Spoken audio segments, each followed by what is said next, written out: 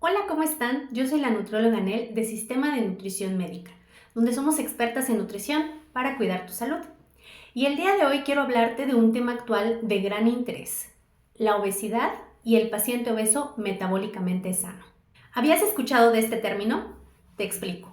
La Organización Mundial de la Salud, la OMS, define la obesidad y el sobrepeso como la acumulación anormal o excesiva de grasa que puede ser perjudicial para la salud.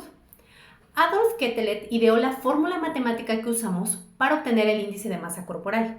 La fórmula consiste en dividir el peso de una persona en kilogramos entre el cuadrado de la talla en metros. Este parámetro se ha utilizado por años para el diagnóstico de obesidad.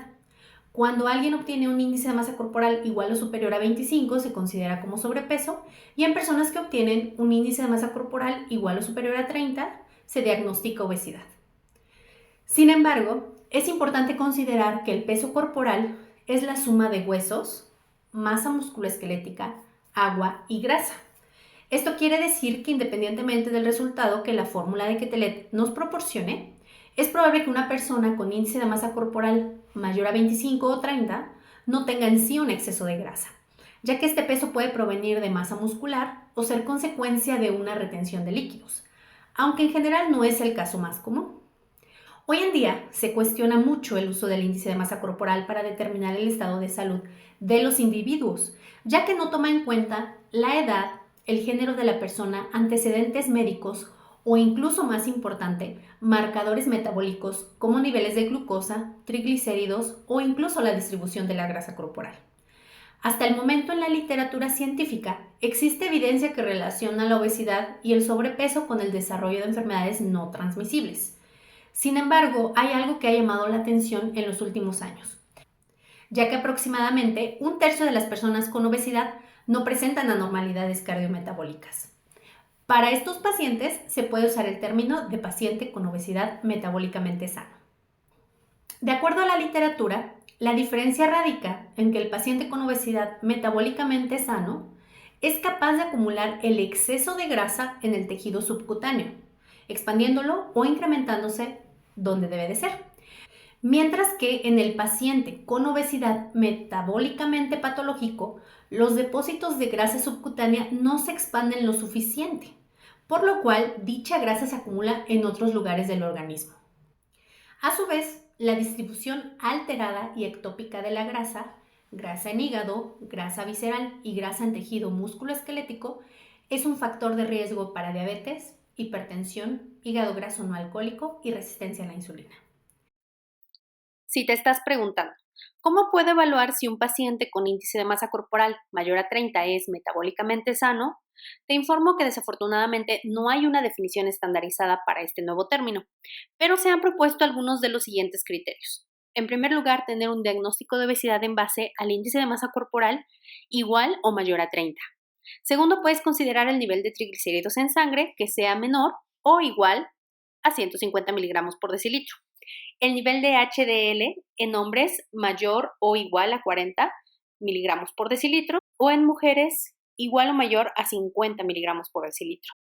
También podemos considerar los niveles de presión arterial sistólica, que sea igual o menor a 130 milímetros de mercurio, la presión diastólica igual o menor a 85 milímetros de mercurio y por último los niveles de glucosa en ayuno menor o igual a 100 miligramos por decilitro.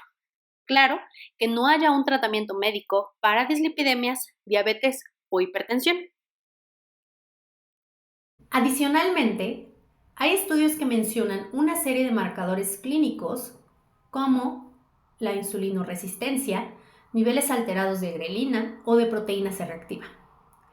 Por su parte, los pacientes metabólicamente sanos se caracterizan por tener menor cantidad de grasa hepática y grasa visceral, mejor resistencia cardiorrespiratoria, adecuada sensibilidad a la insulina y mejores niveles de marcadores inflamatorios.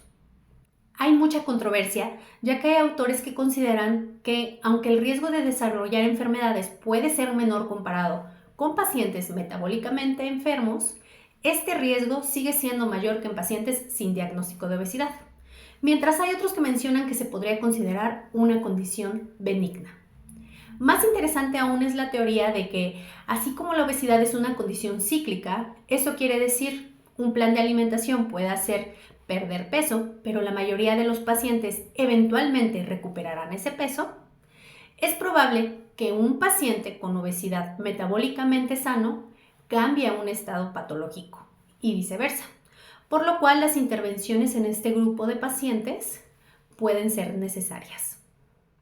Incluso hay evidencia de que mujeres que se mantuvieron en un estado de obesidad metabólicamente sano tienen menor riesgo de enfermedades cardiovasculares comparados con mujeres que cambiaron entre un estado patológico a uno sano. Hoy en día hay autores que sugieren un diagnóstico de obesidad basado en una evaluación puntual del estado de salud y el estado funcional de las personas. Interesantemente, una pérdida moderada del 3 al 10% del peso actual puede producir mejoras en la salud, por lo cual si a una persona se le dificulta llegar a un peso ideal, lo más realista sería mejorar la salud metabólica. Incluso el eje principal del tratamiento no se tiene que basar de forma obligatoria en la pérdida de peso, sino en los cambios que mejoren el estado de salud. Es el profesional de la salud quien puede determinar si considera o no esencial la pérdida de peso de un paciente, de acuerdo con la experiencia clínica del médico. En este momento ya cuentas con más herramientas para determinar el tipo de intervención que sea mejor para tu paciente. Si quieres saber más acerca de temas relacionados con nutrición, no dudes en seguirnos en nuestra página de Facebook y TikTok como Nutrición Médica.